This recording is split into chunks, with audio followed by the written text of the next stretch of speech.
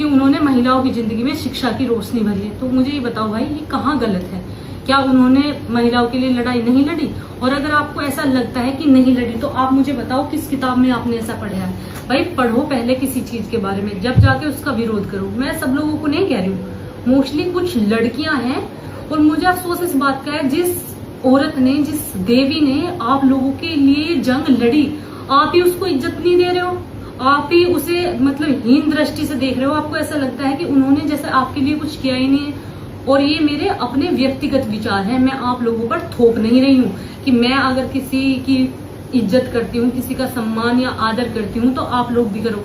आप बिल्कुल ना करो। मुझे जो समझाया गया, मुझे जो पढ़ाया गया, मैं उस पर चल रही हूँ। एक छोटी सी बात है, आप सोच लीजिए, आपके माता पिता आपको पालने में, आपको बढ़ाने में, आपको पढ़ाने में, यहाँ तक कि आपकी नौकरी लगवाने में कितना सहयोग करते हैं। और कल को आप उन्हें ये कहने लगोगे तो हमारी किस्मत में था।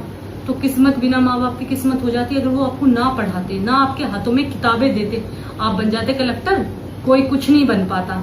एक इतनी सी ही बात है सावित्री बाई फुले जी की, अगर वो हमारे लिए नहीं लड़ी होती, वे हमें शिक्षा की ओर ना प्रेरित करती, ना उन्होंने इतना संघर्ष किया होता, तो क्या आज हम यहाँ होते? मुझे जितना लगता है, मैं हमेशा उनकी ऋणी रहूंगी। जैसे इंसान अपने माता पिता का ऋणी रहता है ना, आप भी हो, मैं भी हूँ। हम सब अपने माता पिता के ऋणी हैं, क्योंकि उन्होंने अपनी पूरी जिंदगी हमें कामयाब बनाने पे लगा दी। सेम उसी तरीके से कुछ जो इतिहास के स्तंभ हैं, जैसे बाबा राव भीमराव अम्बेडकर हैं, बाबा साहब भीमराव अम्बेडकर हैं, या माता सावित्री बाई फुले जी हैं, तो भाई इनका विरोध नहीं करना चाहिए। अगर आप उनका सम्मान नहीं कर सकते तो आपको उनका अपमान करने का कोई हक नहीं है। और ये मैं आपको धमका नहीं रही हूँ, मैं आपसे सिर्फ ये विनती कर रही हूँ, क्योंकि मेरी किसी भी वीडियो पे अगर आपने गलत कमेंट करा किसी चीज को लेके, तो वो आपके लिए तो ठीक नहीं होगा।